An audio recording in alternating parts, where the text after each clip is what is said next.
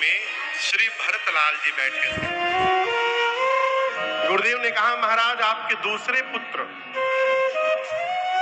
विश्व भरण पोषण कर जोई, ताकर नाम भरत अस होई। गुरुदेव ने कहा, आपके दूसरे कुमार जो पूरे विश्व का भरण पोषण करेंगे। भरण पोषण यानी सामान्य रूप से भरण पोषण कहते भोजन कराने को। तो क्या भरत जी पूरे जगत का भोजन कराएंगे? नहीं। फिर गुरु जी ने क्यों कहा? यहां दर्शन करिए।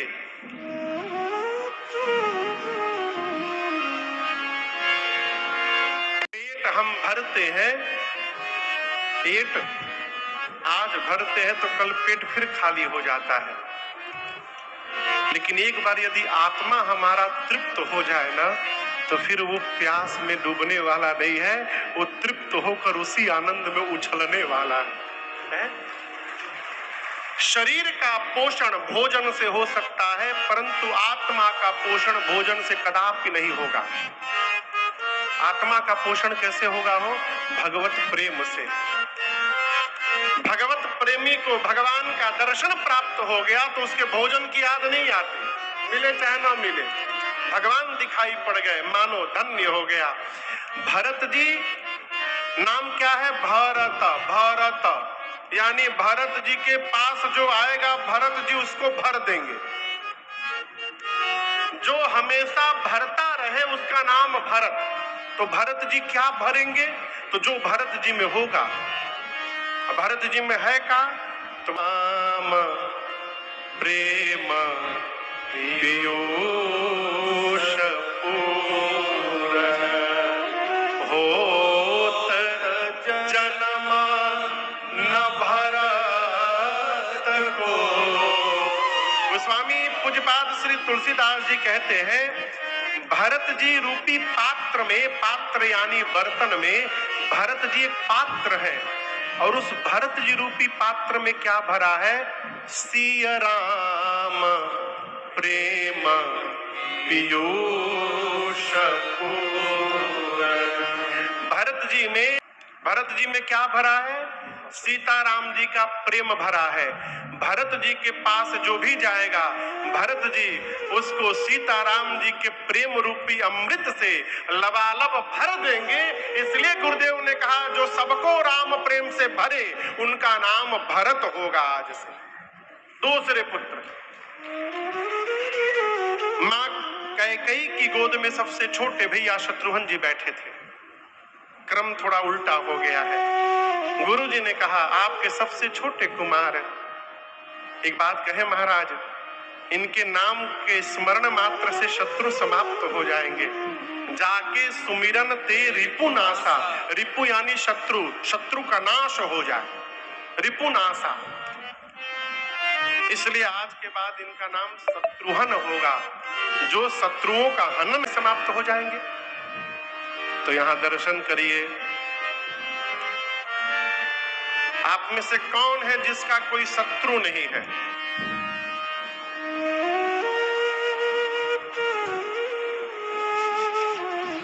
भाई साहब का कोई शत्रु नहीं है। और भी उधर 4-5 लोग उठाए हैं हाथ, लेकिन हमार तो है। हमार शत्रु है। ये हमार शत्रु कौन है?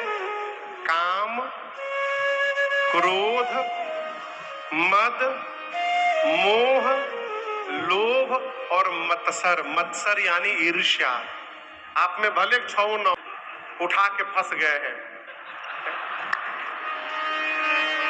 ये हमारे सब शत्रु हैं। अब आप समझिएगा, किसी में कामनाएं अधिक होती है, किसी में क्रोध अधिक होता है, किसी में लोभ बहुत तगड़ा होता है, किसी में जलन होती है। हमार ना तो केहू के ना।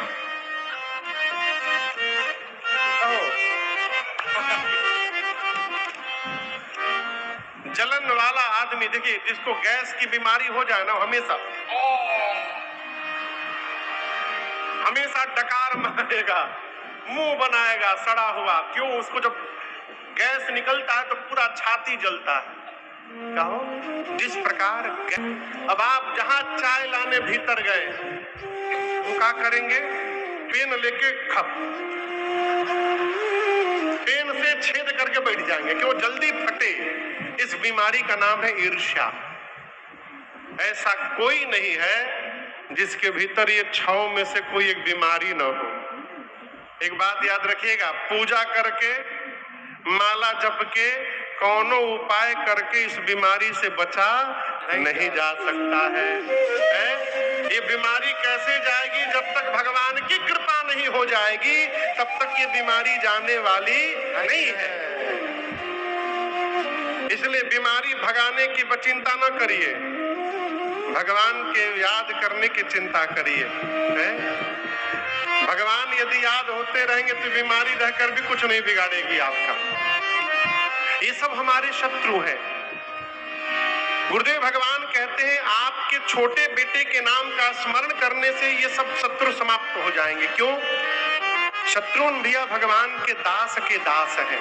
राम दास की क्या परिभाषा है?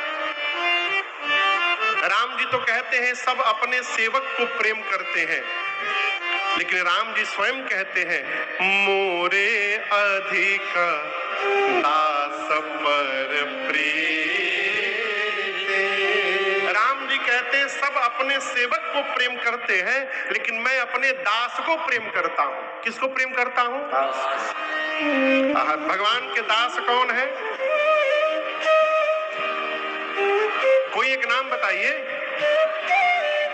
भरत जी हैं, हनुमान जी हैं। अरवा दास होई करुणा निधान के। हनुमान जी महाराज अरवा दास होई करुणा निधान के। ये भगवान के दास है।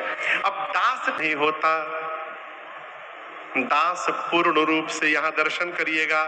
जिस प्रकार छोटा सा बच्चा अपनी माँ के भरोसे रहता है, छोटे बच्चे को बोकारो से रांची जाना पड़े, माँ से नहीं कहता मेरी तौलिया ले लेना, मेरा पाउडर ले लेना, मेरा का नाम है होगीस ले लेना, वो नहीं कहता माँ से हमारा कजरौटा ले लेना, पाउडर। बोलता है क्या? नहीं, वो माँ पर डिपेंडेंट है, माँ पर पूर्ण रूप से आश्रित है। उसी प्रकार जो दास भाव में उतर गया वो पूर्ण रूप से भगवान पर आश्रित हो जाता है। फिर वो हमेशा यही कहता है अरे राजी है हम उसी में। किसमें? जिसमें तेरी रजा। अरे सारे जहां के मालिक अब